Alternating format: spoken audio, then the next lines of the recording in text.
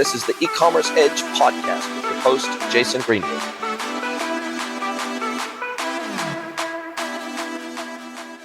Hello, everybody, and welcome to another episode of the eCommerce Edge podcast with me, Jason Greenwood, your host. It is my absolute pleasure to welcome my amazing next guest to you today, Mr. John Andrews from Cimulate. Welcome, John, to the podcast. Thank you, Jason. Appreciate it. Happy to be here. I'm so glad you're able to carve out some time to spend with me today to talk about your technology, your platform, how it works and what it does. But before we jump straight into that, why don't you tell us how you got even to be in this game of e-commerce enterprise search? If I look back across your history, your background, you did have stints of over 8 years at Endeca, which was ultimately acquired by Oracle. I actually had some experience with Endeca when it was a standalone product back in the day.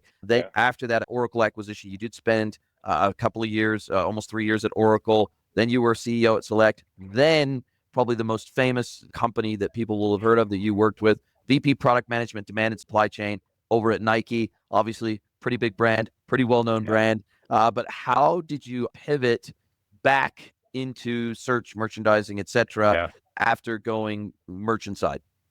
Yeah, no, it's a good question. So my career has generally been, the last 25 years has been tech, analytics and tech in the retail space, broadly retail, B2C, B2B. And you're right, early on, the first 15 years or so was very heavily commerce. And when Endeca, I ran marketing and product at Endeca at the time that we were acquired. I thought I'd ride off into the sunset after the acquisition. I was told that was not going to be the case. I was the guy that everybody was pointing to who was going to be left holding the bag post-acquisition. I was everybody's exit strategy, which honestly was fine. I enjoyed the first couple of years at Oracle, learning how the beast works and lives and breathes, and met some really good people, and got to integrate in the Endeca product with the ATG commerce product, brought it into the cloud, called it Oracle Commerce, all that fun stuff. But then I was actually introduced to an MIT professor, Steve Papa, who is the founder of Endeca, introduced me to two MIT professors who had looking to commercialize some of their research and had founded a company. This was Select, and I joined on super early as CEO, and that brought me over to the merchandising side, more on the inventory optimization, supply chain side of the business. I'm actually married to a merchant, a woman who's a VP of merchandising. She's been in planning. So I know that space of the business pretty well through her. And then you're right, we were acquired by Oracle, by Nike. And Nike, very fun company to get acquired by, great brand, great people, had a really fun 4 years there, did some interesting things. But Vivek, to get to your specific question, Vivek and I had been talking about what does the future look, right? Like we knew we wanted to do something else together. I knew I had another one in me. Even at age 50, I was like, all right, let's start a company. Let's go. And a big part of that was, Vivek and I have very complementary skills. We work well together. And he started educating me on this paper out of Google in 2017 and these transformer models and these large language models. And this was long before ChatGPT 3.5 comes out and it blows up in the public consciousness. And we start going down this path of thinking like, okay, these transformer models are really good they're effectively a sequence model, okay, that do next best word really well, right? It's autocomplete effectively, but autocomplete in a way that will just blow your mind. And Vivek had done a bunch of research and some work where he was leveraging this same concept and the same idea to not just next best word from a sequence model of a sentence, but let's look at a customer journey and understand everything a customer does. And rather than next best word, let's look at it in terms of next best action. Okay. But next best action in a way that will blow your mind. And the idea here is, if we're interacting with a customer, can we use these large language models in a way to really optimize the customer experience? And if so, great, but what are the use cases for that? And Vivek was really pushing this idea of search. He's listen, like LLMs understand like this customer behavior really well. They also understand language and product content and information at a much, much deeper level and understanding. My initial reaction was, listen, been there, done that. Like 10 years I spent driving search from a commerce perspective.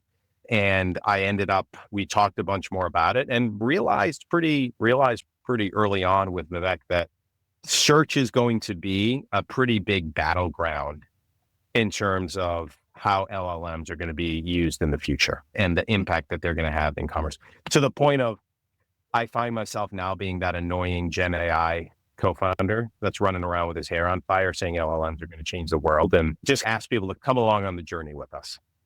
Wow, what a fascinating and engaging story of kind of your past, all the hats you've worn along the way, been a brand, worked inside of a brand, done the brand things, done the merchandising things, done the tech things, have at the forefront of, I guess, what we would call natural language processing search. Endeca, famously, natural language processing search engine, was one of the first in the world to do what it did the way that it did it. And certainly there was a few others. There was a few other search enterprise, what I would call enterprise class search platforms at the time, but Endeca was truly in a world of its own there. And certainly you cut your teeth in the right spot, I think, at that time. And you would have seen some of the benefits of a truly world-class site search experience. And to your point, I'd love to dig a little bit more into some of the ways in which a platform like Cimulate leverages multimodal AI to not only understand products, not only understand customer data, understand semantics, but also bring dynamic generation of certain content, certain placements, and certain next step guidance to the search and merchandising experience. And I love some of the examples that you've put on your website. Standard keyword search, of course, it's going to be able to understand that. But if I was to say to a standard enterprise search engine today that was not LLM powered, it's not conversational, right? So for example, I'm not going to be able to say, what should I wear to the Taylor Swift concert, right? If I'm on a women fashion site, if I make a spelling mistake, unless someone has manually searchandized and manually optimized the search experience to automatically redirect sequin dress to sequin, sequin, that's going to probably come up with 0 results because there's no direct match for seekwin, for example.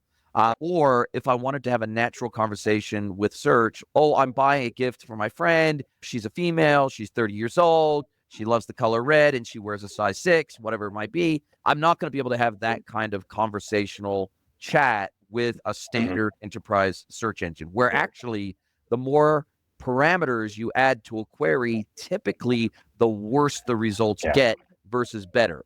Whereas with conversational AI and LLMs, the more information you put into the query, the better the results become. So oftentimes when you start searching using a standard enterprise search engine of any description, there's 50 of them out there, oftentimes what you find is that you get better results the fewer parameters or the fewer words you put into the query string. So you might start out with a pretty broad query, but then you have to narrow down, or from the results, you then have to facet and filter down from an SRP that has 1,000 results that are matched. Now I've got to, over and above that, because I couldn't add too many parameters to my query string to begin with because it confuses the system.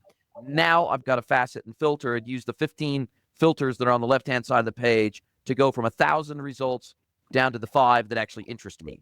And so I think just reading between the lines of everything you just said, the ability for large language models to not only be predictors, but also to have almost an agentic type of experience where it retains a memory of the experience it had with you over time. So just if I went into a jewelry store and someone's not going to just plunk 20 things on the counter, right? They're going to ask me a bunch of questions first. They're going to say, you're buying for you, you're buying for a friend. Are you buying for a special event? Is this an engagement? Are you want to buy, do you have a specific stone or a specific metal in mind? Do you have a price range in mind? They're going to ask you 20 questions. Then they're going to present 2 or 3 things that you're likely to convert or likely to be interested in based on their knowledge of the products that are under glass. And it feels we're now edging ever closer to that in-store like experience, but using technology to create that type of experience through a digital pane of glass.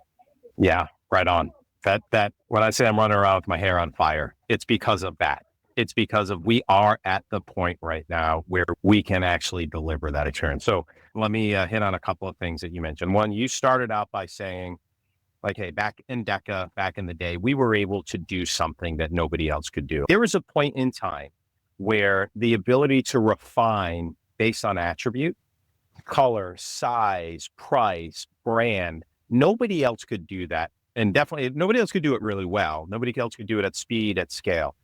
And so there was an opportunity for us to just dominate the market and bring a really good product and a really good experience to market. We had 50 of the top 100 internet retailers: Walmart, Target, Barnes and Noble, Borders, Home Depot, Lowe's, everybody, right? Super, super, super impressive customer base. I believe right now is like that next point in time where everybody is going to have to transition to a new technology stack, similar to the way they needed to with Endeca, or then others like Solar and Lucene later in the life cycle of that technology. And I think a big reason for that is, you're right, it understands. And there's a big part of what we're doing. And I'll talk generally about it. And then I'll talk about some of the things that we're doing and some of the multimodal capabilities in terms of how we understand the content that I think are actually special. Because now that it's out there, not everybody can do it. It was at Endeca, the idea of being able to refine by attribute. Like, a lot of people could do it on a few attributes, but it didn't scale. And there were a lot of holes and bugs in it, right?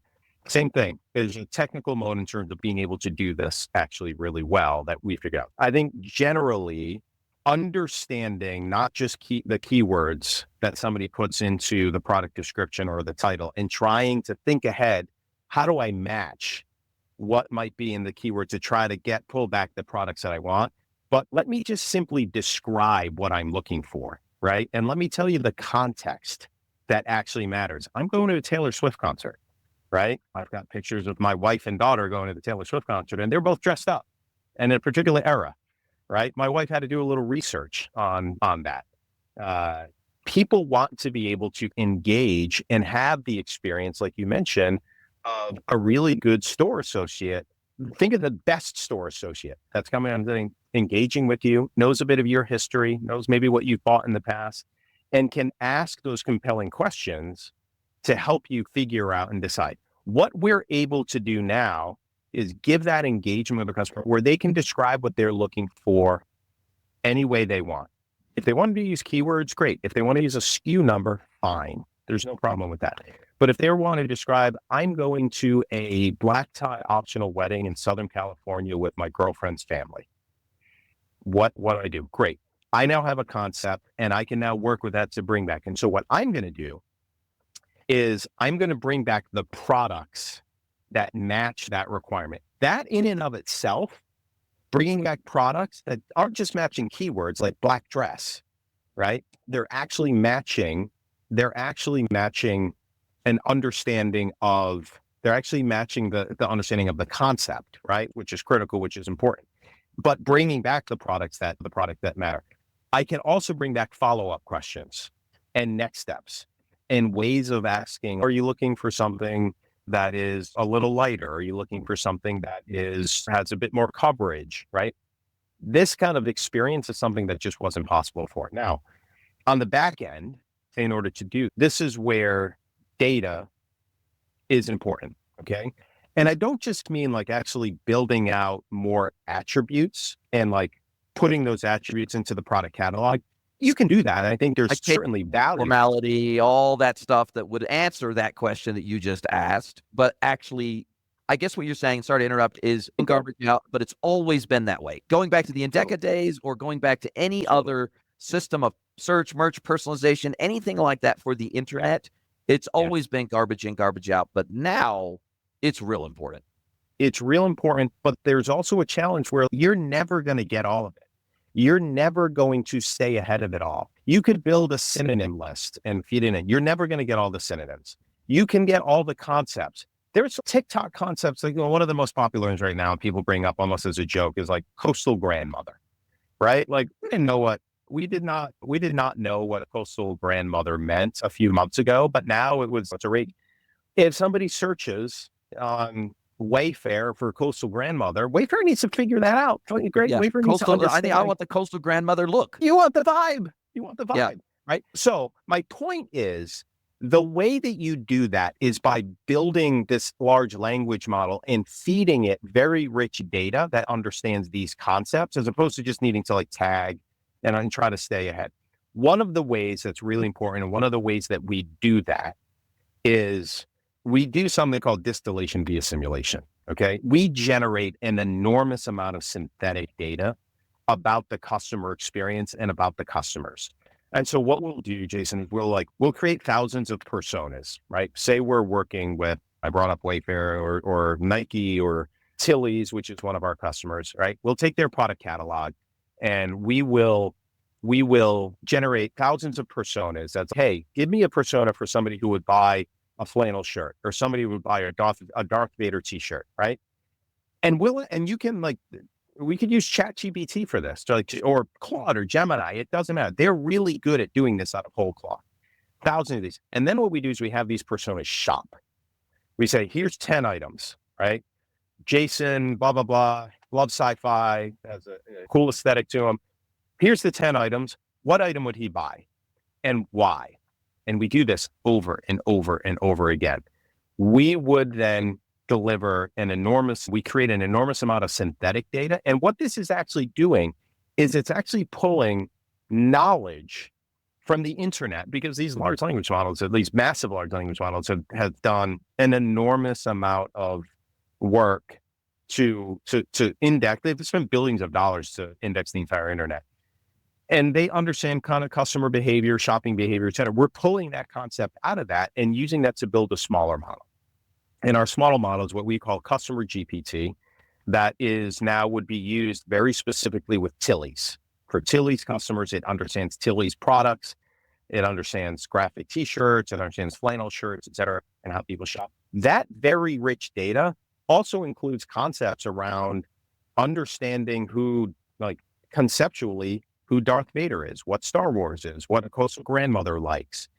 And now, rather than needing to tag every product that could potentially be within, it understands conceptually and can bring back products that actually match that concept and that vibe. It is amazingly powerful to be able to have this in using this multimodal indexing model of like images and text and the simulation and all this different data to come in and build this very powerful model that now serves as basically this LLM-based operating system to drive the customer experience.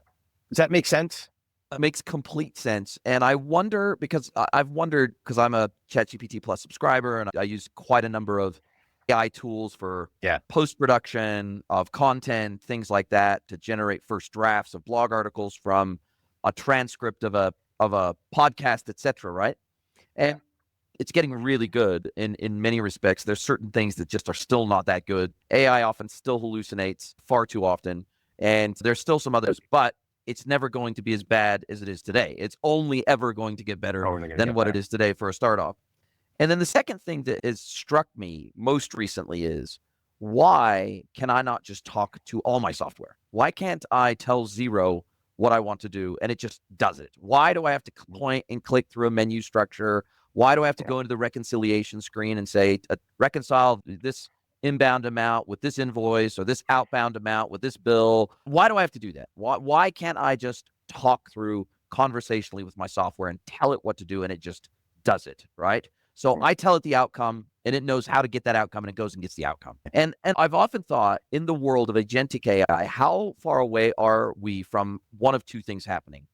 Either the retail store owner, the website store owner, for example, having agentic AI built into the platform to where every single time I return, it has a context window of every single shopping experience and every single conversational experience I've had with it before.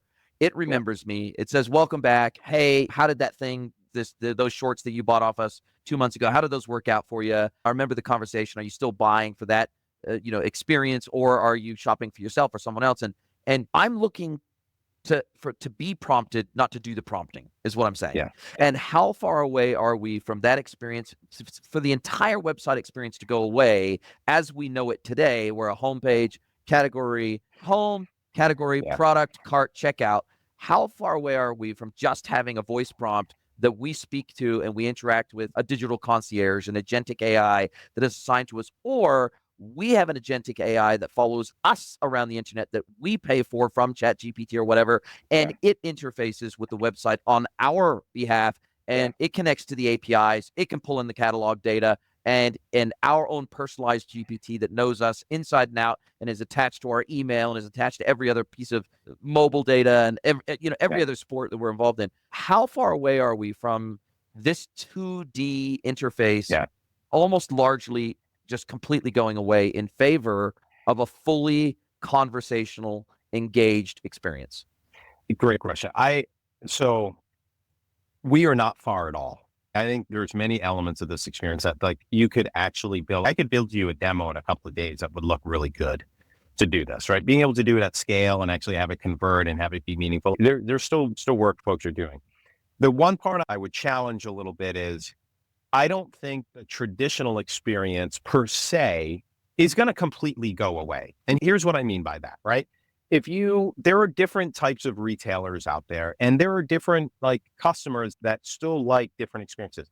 So my wife works at TJX, right? So think of Home Goods, Marshalls, TJX. They have built an amazing business over like the treasure hunt. Oh, yeah. My wife freaking when we go to the States, loves it. That she wants to go to Ross, and she wants to go to TJ Maxx. She wants to go to all these places where we can define the ultimate bargain. And there's an element in there of just going through the shelves. Like I almost call it like the TikTok, the scroll, the swipe, where you actually are just scrolling through and you're seeing, and you just want to see what's going, want to see what's available. You see what's there, swipe left, swipe right, maybe you like something, the dating app experience. But there are going to be people who want that. There's also going to be people who walk into Saks Fifth Avenue and just want to browse and not be disturbed. There's going to be others that are going to go immediately to the back room and have their shopping, their professional shopper who's going to be like, oh, how are you? How are the kids? I've got 5 things to show you. Let's start with those. And I do believe, and that's going to be this more agentic experience. Now, I do think there's going to be a future where I'm going to have my agent. And that agent's going to know that John's a 50-year-old guy that loves being back to the 90s and loves his flannels again. And he really loves Stio and Faraday, and he still wears a lot of Nike. He likes sweaters that are thin and crew neck, sometimes over a collared shirt, right? And they're going to know me. They're going to know everything that I bought. And I'm probably going to tell, I love this item. This one I don't wear that much, right? And then I'm going to say, hey, I need new swimming trunks. I need a new bathing suit. Yeah. Go out and find me. And it's going to go out. And ideally, it's going to go out and it's going to start talking to its agent friend. And one of those is going to be a Cimulate agent that understands everything about the products that we have. And this agent's going to share information with the Cimulate agent that is on behalf of Tilly's or PacSun or whatever. And they're going to come up, and then because that agent's going to go to a bunch of places, we're going to want to bring back the best information for that agent to go and like, hey, I looked at 100 items or 1,000 items. Here are the 5. And we're going to want them when they come back to me, John's agent comes back to me, to be able to give a really interesting result set that I might then want to buy. I don't think that's very far off either. It's pretty fun. It's pretty fun what's possible. Yeah, and then we're going to store within that agent, we're going to have all of our delivery details. We're going to store our credit card details in a tokenized way. And then from that list, I'm going to be able to go, yep, sure, go out and purchase those 3 things. Ignore those other 2 things. And the agent's going to go away, and it's actually going to make the purchase on our behalf because it's been authorized to do so. And it's going to go to that website, and it's going to authenticate agentically, agent to agent. It's going to log us in. It's going to make those purchases. It's going to add to the cart. And then if it's run out of stock in the meantime, between the time I've said yes and the time it's gone back to the website, it's going to come back to me and say, hey, they're out of stock of this thing. Do you want us to put it on back order? Do you want us to, we found this alternate thing that's really close and it's about the same price. Would you want us to buy this instead? That's where this feels like it's headed at this stage. Yeah. And then are you and I just like on the beach sipping cocktails and just chilling while the agents are doing all the work for us? Yeah, it's definitely a possibility. It's definitely a possibility. And how far away are self-driving cars to where if we have an ICE engine, it's going to book in to our favorite. There's going to be telemetry from the car. It knows, okay, I'm ready for my 25,000 mile service, whatever it is. Now I'm gonna agentically request a filter, oil, everything to be shipped to my favorite local mechanic, and then the car's going to drive itself to my mechanic, and it's all going to happen, and it's all going to turn back up in my driveway, and it's all going to be booked into my calendar, so I know when my car's not going to be available because it's the mechanic getting its oil changed automatically for me. Wow, I've never heard. I've not heard that use like that scenario. I love that. Yeah, I absolutely love that. That's great. So look, I totally agree with you. I think there's some really exciting things coming down the pipe. Now, what's interesting about your technology is we're not just focused on product discovery as such. We are focused on conversion discovery or conversion prompts or nudges, as they're called in our industry. So whether that be a targeted promotion that says, okay, this is not going to be a shotgun approach of a promotion. We know that certain customers are going to need stim, certain customers are not. If 85% of the time a customer or 90% of the time buys something at full price and only 10% of the time do they buy something when it's on special or promotion, then we probably don't need to do as much nudging from a promotional perspective with that customer than someone who 85-90% of the time they buy something that's on special, it's discounted and it's on a promo, it's part of a bundle, a kit, something like that. Then we know, okay, they're probably going to take a little bit more of a nudge to get them to convert in the moment, in the session, right? Then we have other nudges, apart from promotions, apart from discount, apart from campaign-based nudges. We have other things, right? We have, what are the next steps that people like this person typically take before they are prepared to complete a purchase, whether that be go to the shipping information page and scroll down 3/4 of the way down the page for this piece of information on the free shipping threshold before they'll make a buying decision and then go to the cart and check out, right? So there's a lot of other and search merchant personalization platforms which have all converged. That's another thing I'd love to talk about here, is that historically, and I've been at this for 25 years, historically we had search, we had merch, and we had personalization, and never the twain shall meet. There were 3 separate pieces of technology, and in really advanced brands, they would system integrate those together, and they would share data, but they would be 3 completely separate databases. Then you would need to pull in data, oftentimes transactional data, especially if it was omni-channel transactional data. You would need to integrate that with your ERP as well. In order to bring in this pantheon of data, we would need to know, what have they added to cart? What have they abandoned? What does their previous purchase history look like? Do they have anything in their product comparison list? Do they have a wish list? Do they have a gift list? Do they have all these data points that need to cross-pollinate each other in order to make a fully informed, either a product recommendation, a product panel, whether it be on a PDP, a PLP, in the cart, whatever it might be. Oh, and by the way, we also need the search find information, not just the browse history, to be able to inform that experience. And then we need to potentially dynamically create our menu, personalized to that customer, and we need to personalize the boost and berry based on that customer's preferences. So we had all these different components of what I call the search merch personalization stack. But over the last 5 to 10 years, there has been massive consolidation in the space, where Nostro, for example, might have only ever been a personalization engine. Now they've got search, now they've got merch as well, and they've acquired companies and they brought them in, and there's just been insane amounts of consolidation, as you would expect, when you need 3 core pieces of technology to share data with one another to create a better experience for the customer. It makes sense that at some point you're going to see some form of consolidation. But now I feel with LLMs, that's caused even that paradigm of search merchant personalization functionality, it's turned that on its head a little bit, and it's weaving that into every point of the customer journey, not just in placements like on the home, on the category, on the PDP. It's actually, no, we can dynamically place content and nudges and promotions anywhere on the site where it makes sense to do. And it feels like we're not far away from being able to do that at scale. So that is exactly when we were fundraising for our company. That's exactly the pitch that we gave. I believe very strongly, if you look at all of you laid them all out. You and I could probably get on a whiteboard and put together 15, like a PIM, a DAM, a CMS, a shopping cart, a promotion engine that needs to be connected with the shopping cart, because the shopping cart needs to understand pricing for BOGO and 10% off versus $10, all these different components, right? There are a set of these components, and there are still some that I think are important, like back-end functions and headless and however you want to integrate them in, that serve like a very specific function. All of the technologies around product discovery, conversational, search, navigation, browse, recommendations, personal, whatever you want to call them, all of these technologies that manage the interaction, the back and forth with the customer, okay, in real time, ideally, right? But it can also be asynchronous or like via email or whatever. All of these different systems that historically have done this, they're going to consolidate into this customer experience engine that has an LLM based operating system.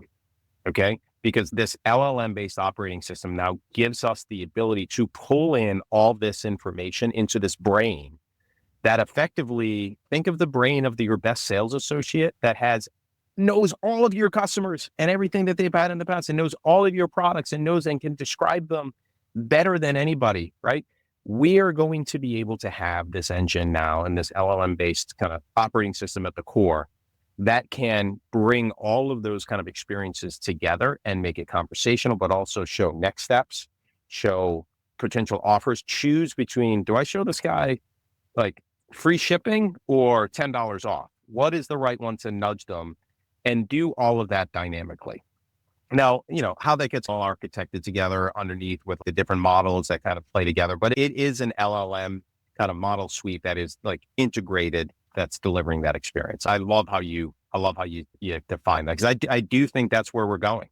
Yeah, and look, I think that you're right. There are certain customers that want to be inspired, that they don't necessarily even know what they want. If an LLM asks them, what are you looking for? I don't know. I want to browse around. I want to be inspired. Yeah. I'm not shopping for a special occasion. I'm coming here because I'm interested in browsing and shopping, not necessarily buying. And so I think that there will still be, I totally agree with you. There is going to continue to be scenarios where that direct laser pointed to a result thing is not going to be what the customer actually wants in that moment, right? Whereas they may, if they're shopping for someone else for a birthday gift, for example, they might be able to go, I'm shopping for my husband. He's 50 years old. He likes these brands. He likes this style. And I'm looking for a gift for him for under $50 or whatever it is. Then they are coming with a very clear purpose to the site. But there are going to be scenarios where they want to be inspired instead. And understanding that and delivering the right experience in the moment and picking that up in the session as quickly as possible is, I think, where some of the magic's going to happen. Yeah, and it's definitely going to progressively get creepier and creepier in terms of the crystal ball effect. I think we've breached the uncanny valley here already, and I think there's a lot, especially those of us that work in tech. Certainly, the persistence of knowledge around us in our favorite LLM subscription, a la ChatGPT or Claude or whatever, it is pretty incredible. But there are still some things, like, for example, I've told ChatGPT never respond to me in Spanish, only respond to me in English. But because I'm in Mexico, it still occasionally forgets that, and it still occasionally responds to me in Spanish. It's freaking weird. So I'm thinking we're not quite there yet. The system isn't perfect yet in terms of its retention of what we want, how we want it to behave. Yeah, it has a context window. It has a length, and it will forget. And this is also a problem with, you read or hear about it, like people using these AI coaches or AI relationships that people are in with these different systems, and it like forgets everything about them. It's an issue, but I think we have a better chance of handling it from a commerce perspective in the near term. I totally agree. And if you were to look out 6, 12, 18 months, is there anything your customers are asking you for that you don't yet do? Or are there any particular use cases that you say, hey, these are 1, 2, 3 use cases that we don't yet really meet the way we want to meet them, and we're working real hard to knock these things on its head? What would be high on your priority list? So I think some of the things, and this is something that Vivek, my co-founder, has mentioned and has some research that he's doing around, like a bunch of the stuff around like deep research. Oh, right. That stuff is very impressive. And imagine I'm an architect and I'm doing a big project and I need to come up, and I want somebody to just go out and give it a prompt and do a lot of the searching. So I come back with, or I upload the plan. I upload the plan file. Totally. I can already do this to a limited degree. I can already upload a CAD file into some of these industrial supply websites, McMaster-Carr, for example. Yeah. And I can say, okay, does this product fit for this? Does it work in this application for this CAD requirement, for example? I think you're right. We're going to be able to get to a point where I could upload an entire set of plans and I could say, okay, go out and find the distributors of these items to be able to meet the requirements of this plan, and then come back and tell me where I can get them. Totally. And think about how that's going to work from a commerce. Think about how that's going to work from a commerce perspective in terms of very complex use cases, but extremely powerful in terms of being able to then come back with a shopping. Like, you're starting to see it, people like there's some interesting use cases around. There's some interesting use cases around the recipes and shopping where I like, hey, I want something that's got this flavor, these ingredients, put a recipe together, and then put my shopping list together and order it and have it delivered in 2 hours. Like some of that, and that doesn't require an enormous amount of deep research to do some of that. But like, you can think of some of the other use cases that actually get really interesting, that are much more complex, where something like a deep research actually would have a much more kind of complex way of dealing with and managing that data. That the ROI is enormous. The ROI is absolutely enormous.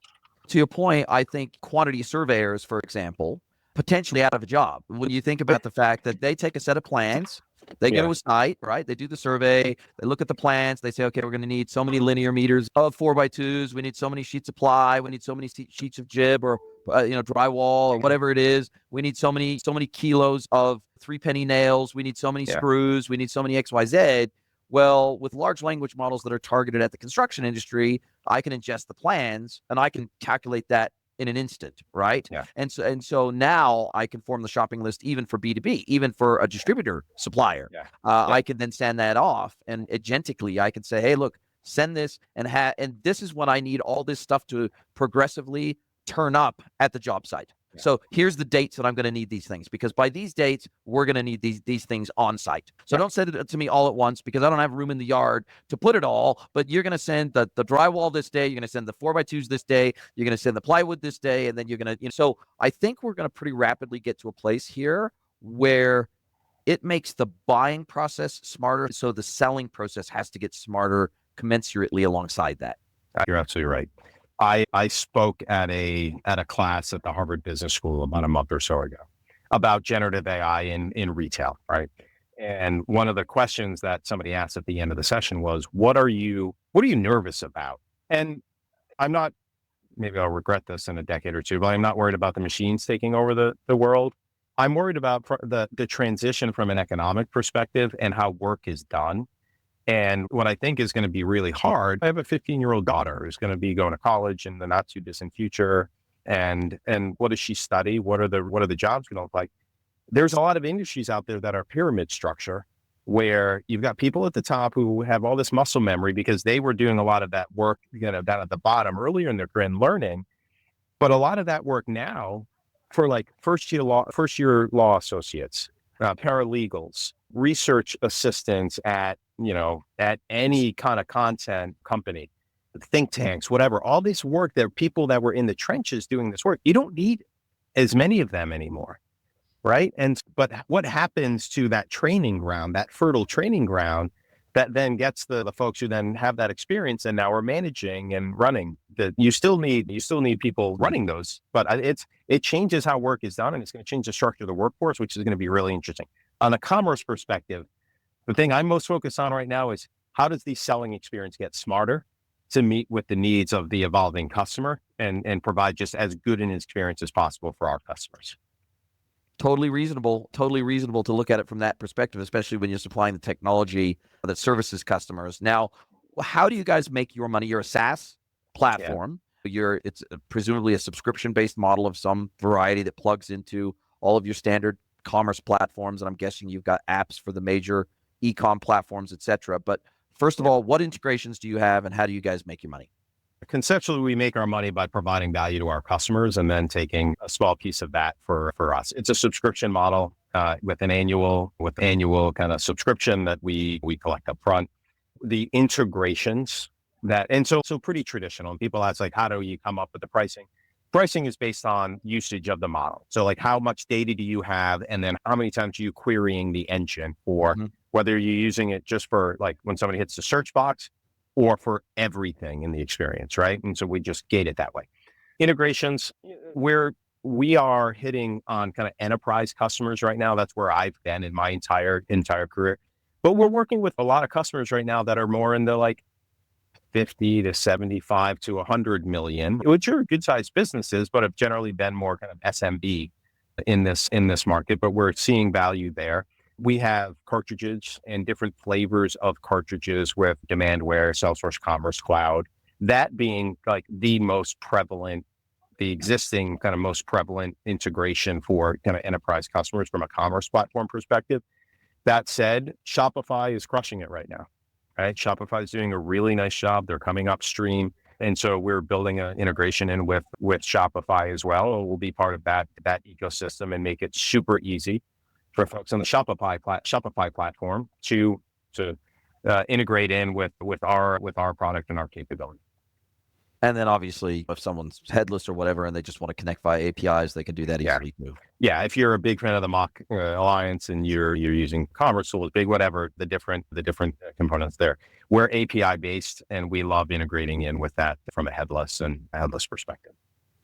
Cool. And I know you said you're looking out, and here's where we want to be. But first of all, have you completely bootstrapped, or have you been funded? And we've been funded. We're the opposite of bootstrapped right now. Okay. I'll tell you why. I would love to have bootstrapped, but had no dilution.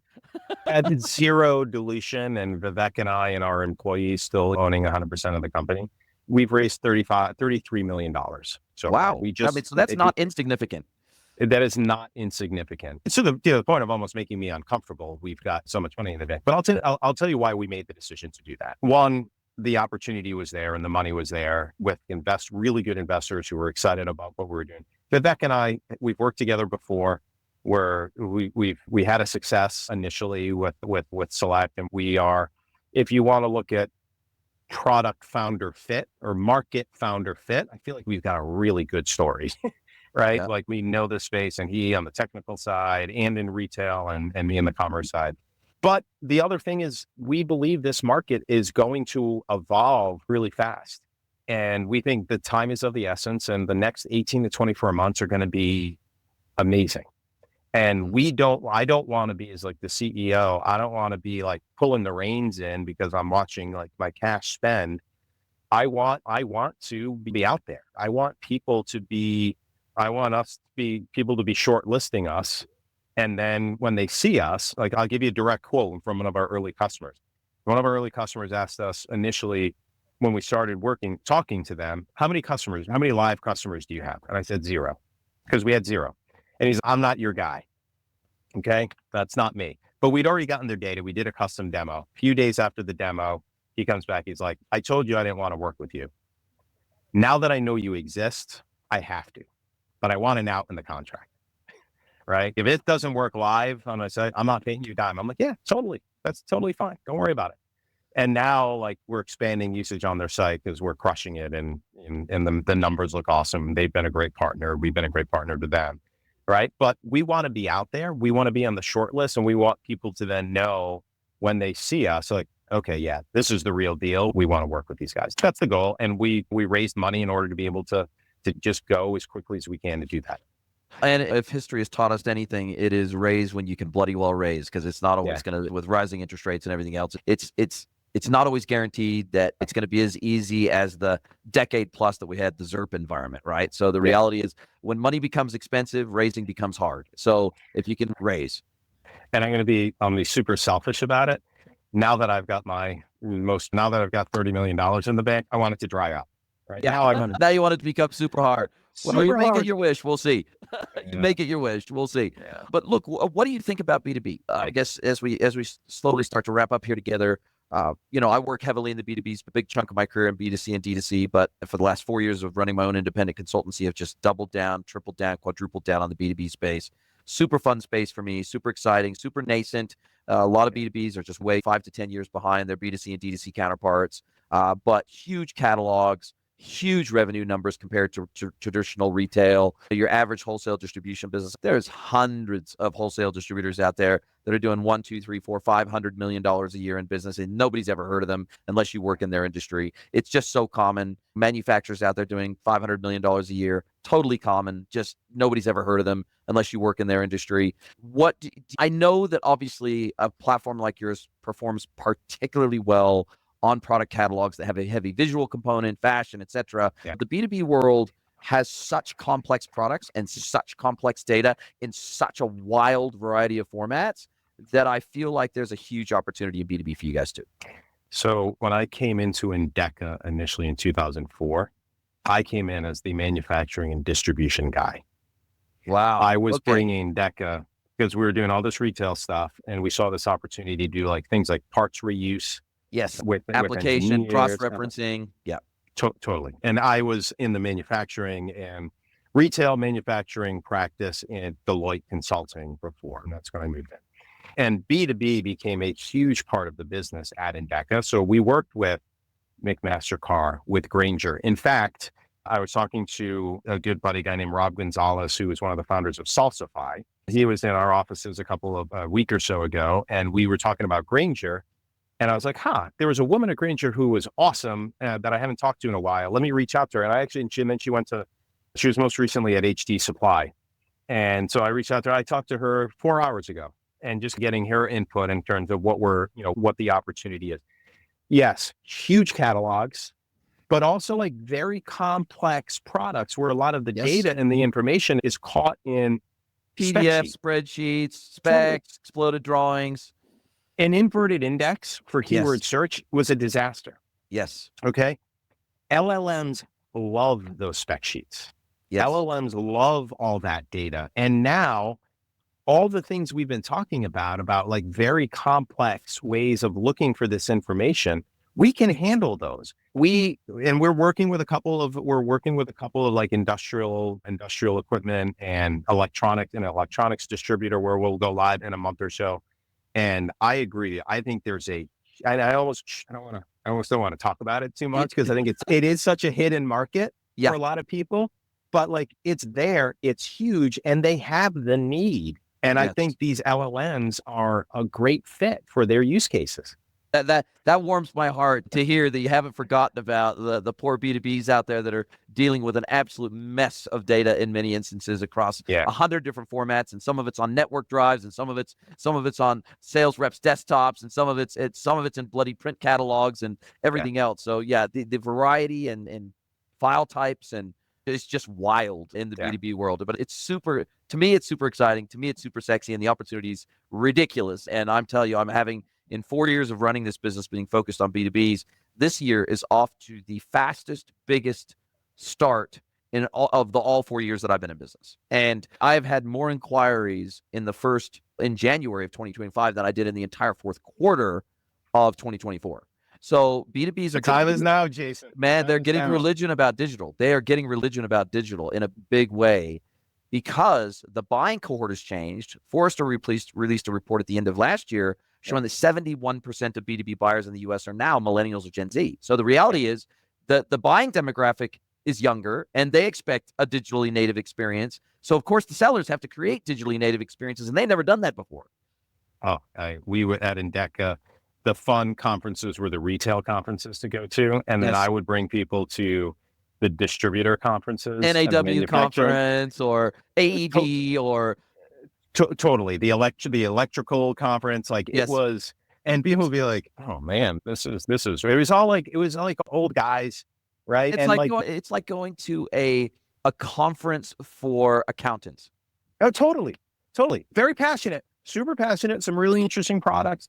But I will say, I have seen some of that as well in terms of the workforce turning over. Yes. And new folks, they don't want the catalog. Nor do they want to have to call up their rep every time they need something. No, they don't send them an email or whatever. They don't. Love it. Love it. Man, this has been fascinating. I've really thoroughly enjoyed it. I will put your links to obviously your website and LinkedIn into the show notes. But other than that, how do you like people to get a hold of you if they want to chat all things product discovery and LLMs and all this good stuff that we've been talking about? This might sound old school, but John Chen at Cimulate.ai is the best way to reach me. Hit me up on LinkedIn, hit the Cimulate website.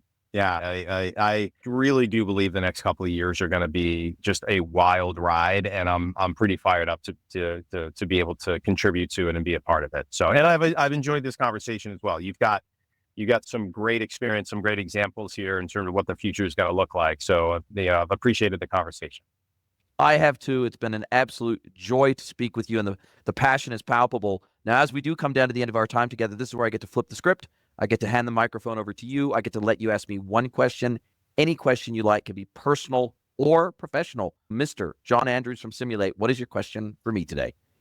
Wow, that is a great way to end it.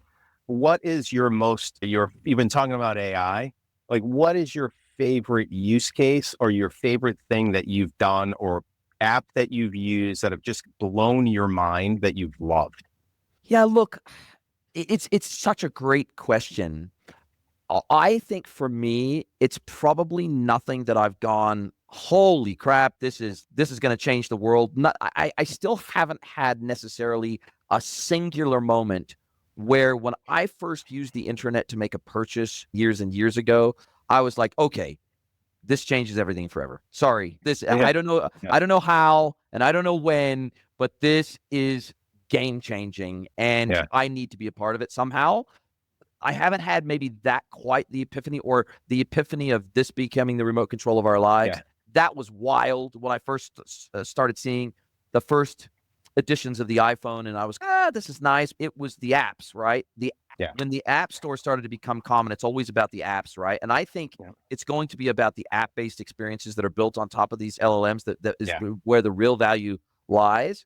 And so for me, like, I couldn't, for example, with my podcast, I do all the recording, I do all the post-production, I do all the distribution myself, right? Audio, video, and shorts. The whole thing. I do the whole thing. Now, that would be impossible without the great pieces of AI-driven software that I use, from Descript to Squadcast to Opus Clip to Write Blogger, which converts all my transcripts into blog articles, at least first drafts of them. And it takes my tone and it will scan previous instances of my content to create my own voice so that it makes sure and copies my voice. There is some really cool creator tooling out there. Yeah. I use HeyGen to convert all my episodes into Spanish as well. And it does face, voice, and lip sync. So it literally looks and sounds and like all convert hours, because I have Spanish language channels on my podcast and English, and it will look like we've had a full conversation in Spanish, and it will match our voice, it will match our face, and it will match our lips. Oh, I need to make sure I get the link to that one. Oh yeah, it is awesome. epic. It is epic, and it will look like we were completely speaking natively in Spanish. So fantastic. From a creator perspective, some of this AI stuff is absolutely epic at allowing you to scale without having a huge team, and without having to outsource it. I spend about 8 hours a week on content, but I tell you, without these AI tools, I couldn't get all that done in 8 hours. It would be impossible. And so that's what is truly exciting. Super exciting. Is the creator tools. So listen, this has been fabulous. I've really enjoyed it. I cannot wait to speak to you again soon. Thank you for your time. Are you a B2B or D2C e-commerce merchant? Then head over to greenwoodconsulting.net to learn how we can help you scale your business.